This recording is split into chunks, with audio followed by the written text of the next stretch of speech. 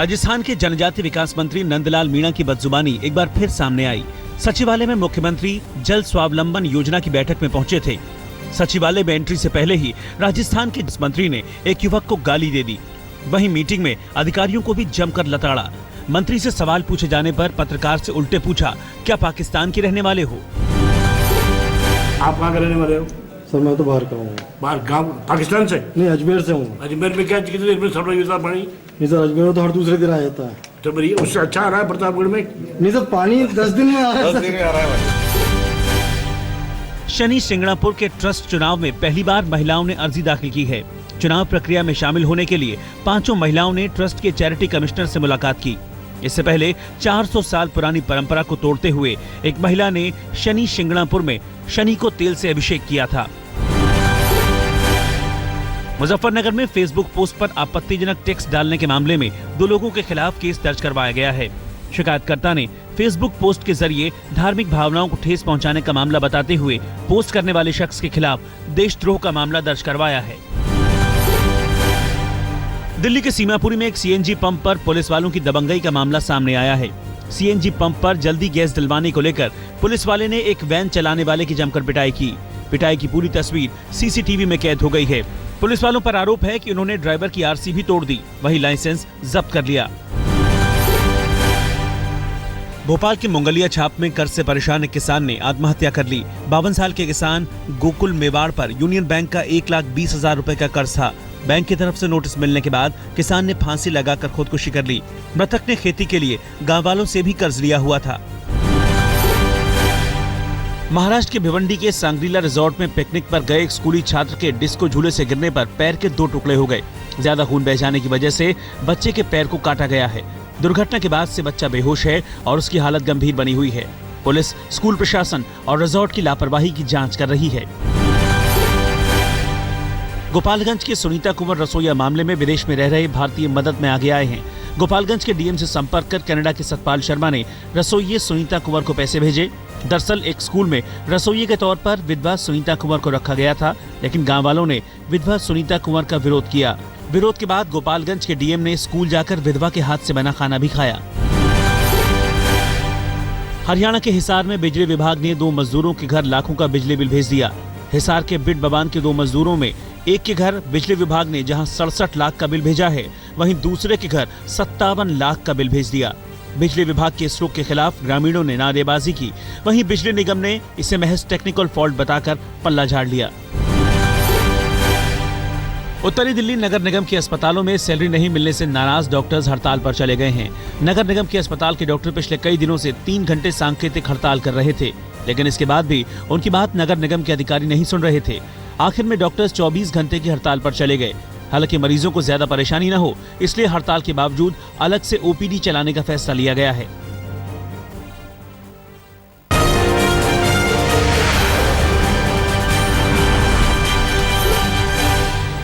Rail मंत्री को tweet करते ही दुरुस्त हो गया फर्रुखाबाद का एक रेलवे क्रॉसिंग।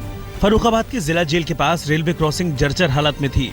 लोगों की शिकायत के बाद भी इसे ठीक नहीं करवाया गया। स्थानीय निवासी विशाल अग्रवाल ने जब ट्वीट कर रेल मंत्री से इसकी शिकायत की, तब जाकर इस क्रॉसिंग को बनवाने का काम शुरू हुआ। शराब नूं मैं नशा नहीं मनदा। शराब नशा तुसी पंजाब के स्वास्थ्य मंत्री की नजर में शराब नशा नहीं है। मुक्तसर में पंजाब के स्वास्थ्य मंत्री सुरजीत कुमार जियाणी एक नशा मुक्ति केंद्र का उद्घाटन करने आए थे। शराब को लेकर जब स्वास्थ्य मंत्री से पूछा गया, तब उन्होंने कहा कि शराब को वो नशा नहीं मानते। आम आदमी पार्टी की महिला विधायक प्रमिला टोकस के खिलाफ 2 एफआईआर दर्ज की गई हैं। केजरीवाल की महिला विधायक पर 15 दिसंबर को सरकारी कर्मचारी के साथ मारपीट का आरोप है। वहीं दूसरा मामला एक घर में जबरदस्ती घुसकर महिला और बुजुर्ग से बदसलूकी का है। मुंबई के मलवानी से पिछले 2 महीने से लापता 3 युवकों के आईएसआईएस में शामिल होने का संदेह जाहिर किया जा रहा है। हालांकि लापता तीनों युवकों के बारे में महाराष्ट्र एटीएस के पास कोई खबर नहीं है। पहला युवक अयाज सुल्तान 23 साल का है और कुवैत की कंपनी में जॉब के लिए पुणे गया था। वहीं दूसरा युवक 26 साल का मोहसिन शेख है और तीसरा युवक 25 साल का वाजिद शेख है। राजस्थान के धौलपुर में एसीबी ने विद्युत निगम के 3 कर्मचारियों को गिरफ्तार किया है। गिरफ्तार तीनों कर्मचारियों पर घूस लेने का आरोप है। एटीएस ने 10,000 रुपए घूस लेते बिजली कर्मचारियों को रंगे हाथ पकड़ा। हार्दिक पटेल की रिहाई और पटेल आरक्षण को लेकर एक बार फिर से मांग शुरू हो गई है। अहमदाबाद में सोमवार को महिलाओं ने थाली बजाकर विरोध प्रदर्शन किया। प्रदर्शन कर रही महिलाओं में कईयों के पति और रिश्तेदार पटेल आरक्षण के मामले में जेल में बंद हैं। ऐश्वर्या राय की फिल्म सरबजीत की शूटिंग के लिए पालघर के ऐतिहासिक किले को क्षति पहुंचाने का मामला सामने आया है। स्थानीय लोगों ने पुलिस और पुरातत्व विभाग को लिखित शिकायत कर डायरेक्टर उमंग कपूर और कॉन्ट्रैक्टर पर मामला दर्ज करने की मांग की है। फिल्म के लिए इस किले को पाकिस्तान की सेंट्रल जेल में तब्दील किया गया था। एक हफ्ते तक इस किले में फिल्म की शूटिंग चली थी।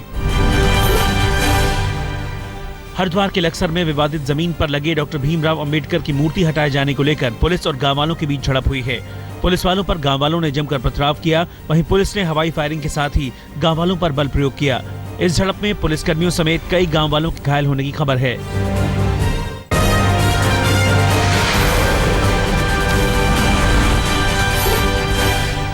डीडीसीए मामले में दिल्ली सरकार ने एक सदस्यीय गोपाल सुब्रमण्यम आयोग का गठन किया है। गोपाल सुब्रमण्यम ने भी दिल्ली सरकार को अपनी मंजूरी दे दी है। वहीं डीडीसीए और सीबीआई छापों को लेकर दिल्ली विधानसभा का विशेष सत्र आज बुलाया गया है।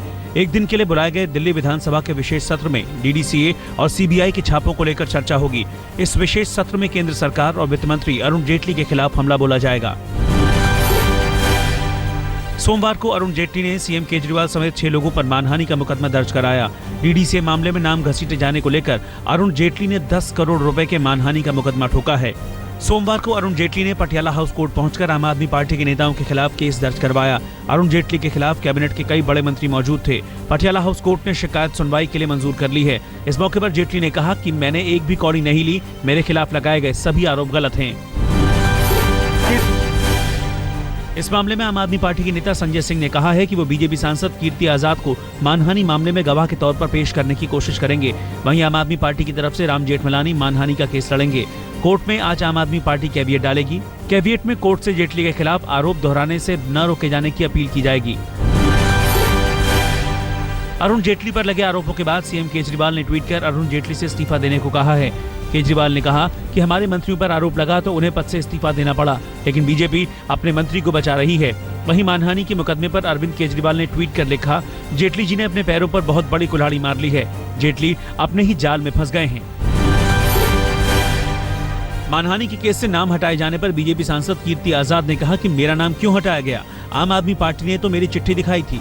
कीर्ति आजाद ने कहा कि अरुण जेटली मेरे खिलाफ केस करें। मैं कोई आपका समर्थक या कांग्रेस का समर्थक तो हूं नहीं, मैं भारतीय जनता पार्टी में, और ये मुद्दा ये मेरा हाईजैक करना चाह रहे हैं। अब इनके ऊपर मानहानि का होगा केस तो मेरा तो मुद्दा दब जाएगा। मैं तो कब से उठा रहा हूं भ्रष्टाचार का मामला। तो यह तो दुर्भाग्य है और मेरे साथ अन्याय है कि मानहानि का केस मुझ पर नहीं। बीजेपी संसदीय दल की आज अहम बैठक है। इस बैठक में शीतकालीन सत्र को लेकर चर्चा की जाएगी। वहीं संसद में अरुण जेटली को घेरने की तैयारी में कांग्रेस है। सुबह 10 बजे कांग्रेस के वरिष्ठ नेताओं की आज अहम बैठक होने वाली है। प्रधानमंत्री नरेंद्र मोदी मन की बात में देश के पुलिस वालों पर बात करेंगे। प्रधानमंत्री ऑफिस ने गृह मंत्रालय से 26 दिसंबर तक देश के 16 लाख थानों के फोन नंबर मांगे हैं। पीएम फोन नंबर के जरिए पुलिस वालों से बात करेंगे और उनका मुद्दा उठाएंगे। वो उन्होंने हमारे आने के बाद हमसे कहने से पहले ही उन्होंने सर्टिफाइड कर दिया कि नहीं, हम पूरे अपनी कमेटी की तरफ से इस जुवेनाइल बिल को हम पास कर देंगे या पास कराएंगे। तो हमें पूरा भरोसा उन्होंने दिया है इस चीज़ पर। सुप्रीम कोर्ट में याचिका खारिज होने के बाद इंसाफ के लिए निर्भया का परिवार दिल्ली के जंतर मंतर पर धरने पर बैठ गया। बेटी को इंसाफ दिलाने के लिए निर्भया की मां सड़कों पर उतरी। निर्भया की मां ने कहा, हमारे देश का दुर्भाग्य है कि हमारे यहाँ ऐसी कानून व्यवस्था और सरकार है। मुझे जो सुप्रीम कोर्ट से, हाई कोर्ट से फैसला मिला है उससे मैं बहुत हताश हूँ और मेरा मन टूट गया। लेकिन फिर भी मैं कोशिश यही हमारी है कि ये बिल पास हो जाए। दिल्ली में आज तीसरा कार फ्री डे मनाया जाएगा। पूर्वी दिल्ली के विकास मार्ग पर शाम 4 बजे तक कारों की एंट्री बैन रहेगी। इस मौके पर सीएम केजरीवाल मनीष सिसोदिया के साथ मिलकर साइकिल रैली में हिस्सा लेंगे।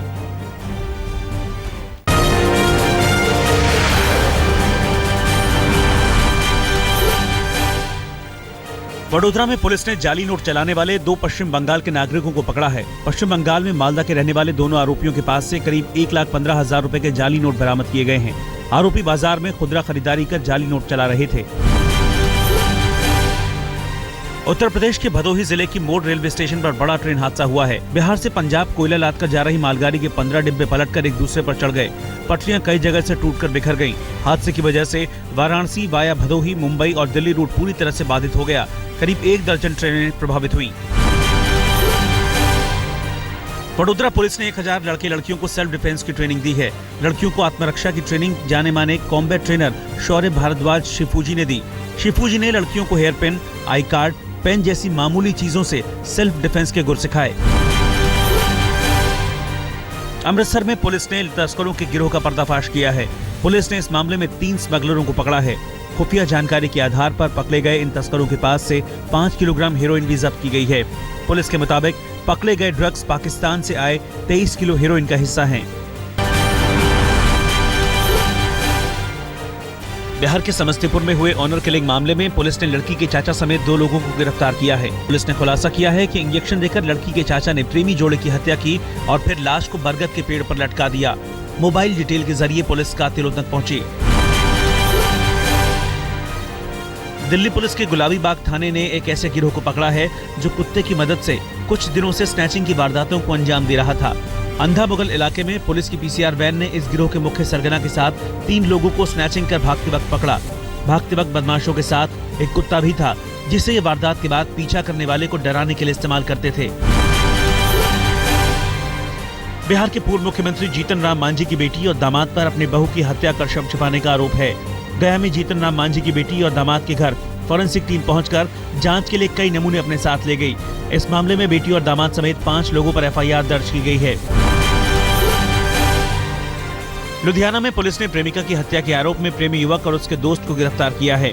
गिरफ्तार युवक पर आरोप है कि उसने अपने 20 साल की प्रेमिका को धोखे से एक खंडहरनुमा मकान में बुलाया और फिर अपने दोस्त के साथ मिलकर उस लड़की के साथ रेप किया और फिर गला दबाकर उसकी हत्या कर दी।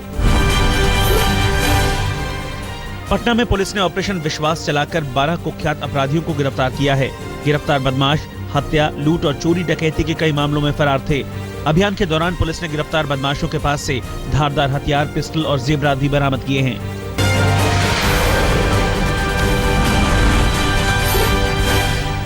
आईसीसी ने नागपुर की पिच को लेकर आधिकारिक चेतावनी दी है। भारत और दक्षिण अफ्रीका के बीच तीसरे टेस्ट की पिच को मैच रेफरी ने पुअर बताया था।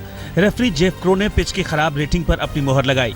भारत और दक्षिण अफ्रीका के बीच 3 दिन में ही टेस्ट मैच खत्म हो गया था। नागपुर की पिच पर दक्षिण अफ्रीका की टीम ने भी सवाल उठाए थे। आईसीसी की टेस्ट ऑलराउंडर रैंकिंग्स में आर अश्विन को पहले पायदान पर जगह मिली है। गेंदबाजी में अश्विन दूसरे और रविंद्र जडेजा 7वें नंबर पर हैं। विलियमसन की 102 रनों की नाबाद पारी की बदौलत न्यूजीलैंड ने श्रीलंका को 5 विकेट से हरा दिया। 2 टेस्ट मैचों की सीरीज न्यूजीलैंड 2-0 से जीतने में कामयाब रहा। स्पॉट फिक्सिंग मामले में अजीत चंडीला के क्रिकेट करियर पर फैसला 24 दिसंबर को होगा। 2013 में आईपीएल में स्पॉट फिक्सिंग मामले में अजीत चंडीला पकड़े गए थे।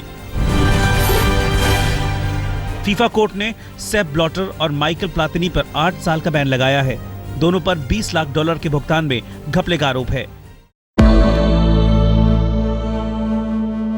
डीडीसीए मामले पर इस वक्त का अपडेट यह है कि वित्त मंत्री अरुण जेटली अदालत पहुंचे हैं। उन्होंने मानहानि का केस दर्ज किया है।